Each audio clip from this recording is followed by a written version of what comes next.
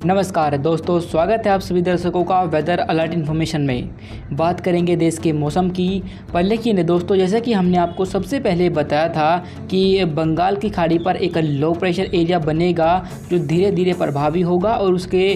WML यानी कि well mark low pressure, और उसके बाद हो सकता है कि वो डिप्रेशन भी बन जाए। एक बार हम आपको ड्रॉ करके बताते हैं कि कहाँ कहाँ पर इस समय जो सिस्टम है वो बना हुआ है। देखिए कि जो लो प्रेशर एरिया बना था वो कल उसकी जो स्थिति थी वो लगभग यहाँ पर एक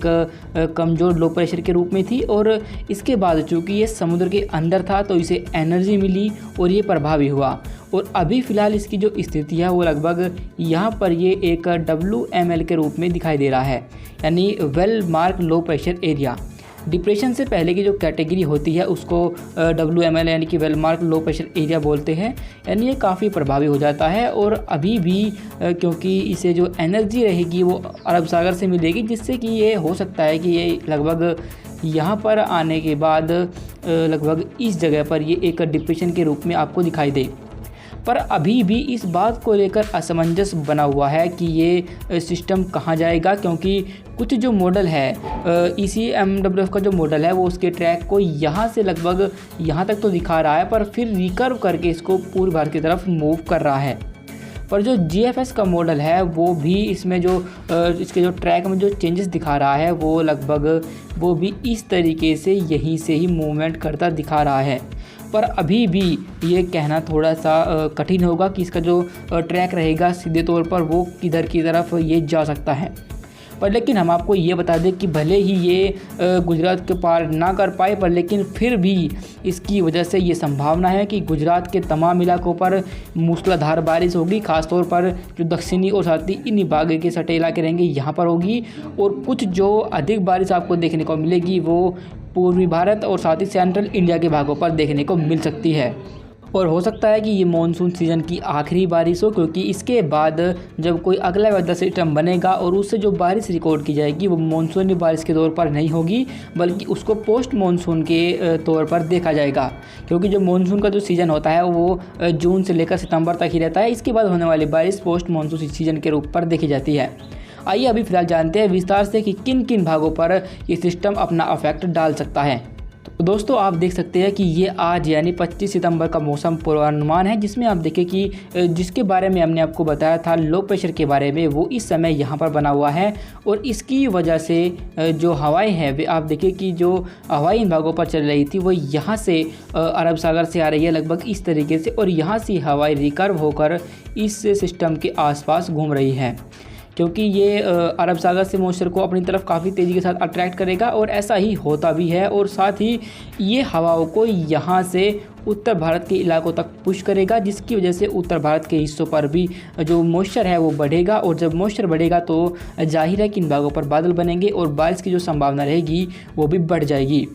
पर लेकिन आपको ये भी बता दें कि हम जो मानसून की जो वापसी है वो इस समय शुरू हो चुकी है, और ये मानसून राजस्थान के कई हिस्सों से, पश्चिमी राजस्थान के इलाकों से, साथ ही हरियाणा और पंजाब और साथ ही गुजरात के कुछ इलाकों से वापसी कर चुका है।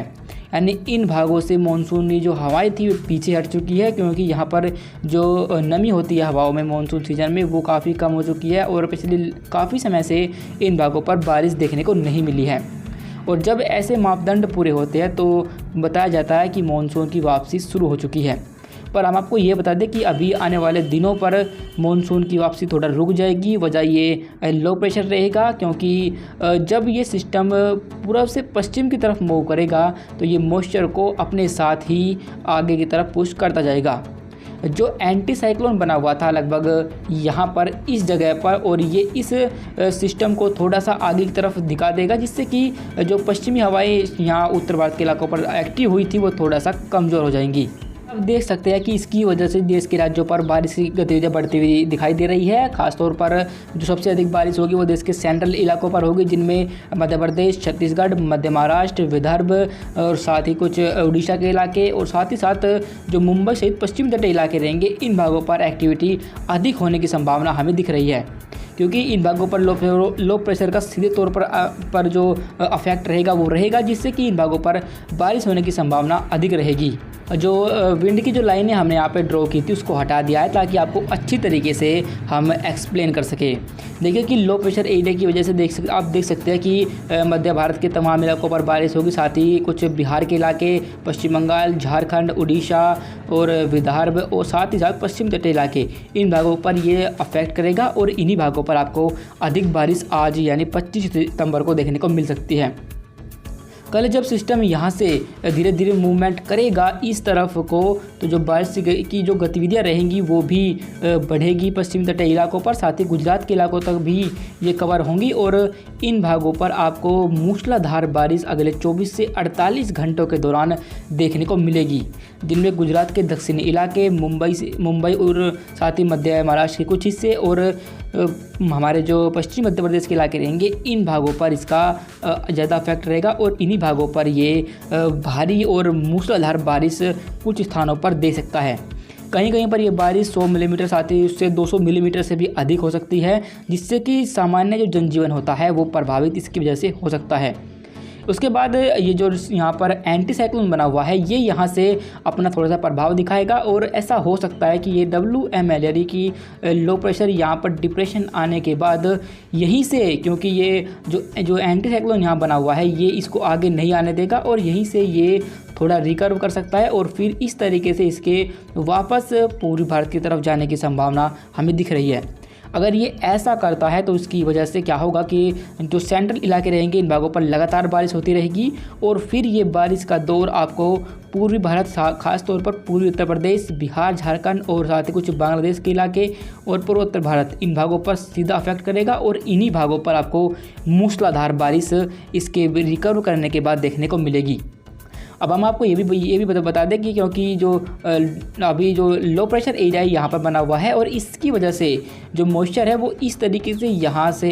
लगभग नेपाल के रास्ते उत्तर भारत के इलाकों पर आप देख सकते हैं पहुँच रहा है पूर्वी हवाओं के माध्यम से, जिससे कि यहाँ पर भी मॉइस्चर बढ़ेगा और आज दोपहर या शाम के समय खास तौर पर उत्तराखंड, हिमाचल प्रदेश के कुछ हिस्से और उत्तर प्रदेश के जो फुटिल्स वाले इलाके रहेंगे, जिनमें सहारनपुर, बिजनौर, रामपुर और साथ ही साथ इसके आसपास के इलाके, इन भागों पर कुछ वेदर एक्टिविटी होने की संभावना आज हमें दोपहर या फिर शाम के समय दिख रही है। धीरे धीरे रात तक जो बारिश की जो गतिविधियाँ रहेंगी वो इन भागों पर और बढ़ जाएंगी और ये बारिश जो होगी उत्तर भारत के इलाकों पर वो लगभग पंजाब के इन हिस्से और हरियाणा, दिल्ली और पश्चिम उत्तर प्रदेश, इन इलाकों पर आपको देखने को मिल सकती है। कई स्थानों पर, कुछ स्थानों पर यहाँ पर मध्यम बौछारें भी हो सकती है और कहीं कहीं पर कुछ समय के लिए तेज़ बौछारें भी आपको देखने को मिल सकती है। खास तौर पर 26 और 27 सितंबर को ये एक्टिविटी होने की संभावना इन भागों पर हमें दिख रही है। इसके बाद हम आपको बता दें कि इसके बाद जब सिस्टम कमज़ोर हो जाएगा तो मूवमेंट कर जाएगा और जो एंटी साइक्लोन यहाँ पर बना हुआ है ये फिर से अपना प्रभाव दिखाएगा और यहाँ से ये पश्चिमी हवाएं फिर एक्टिव होंगी और जिससे कि मानसून की जो वापसी हो रही थी वो एक बार फिर से इन भागों से धीरे धीरे शुरू हो जाएगी।